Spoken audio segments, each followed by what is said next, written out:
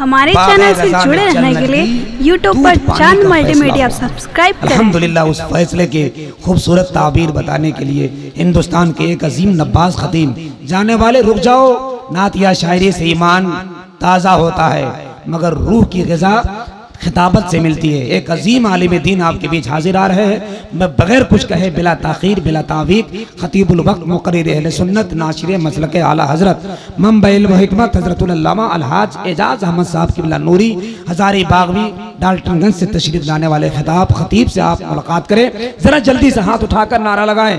मोहते हुक्म है, मुझे तेजी के साथ आप नारा लगा लीजिए। हजरत कुर्सी खिताबत पर जलवाबार हो जाएंगे। नारे तकबीर, नारे रिसालत, मसलके आला हजरत मेराज की शब सैयदे अबरार के पीछे है सारे नबी अहमद मुख्तार के पीछे है वारिसे उलूम रजा, इसलिए सब में है दुनिया खड़ी अजहरी सरकार के पीछे।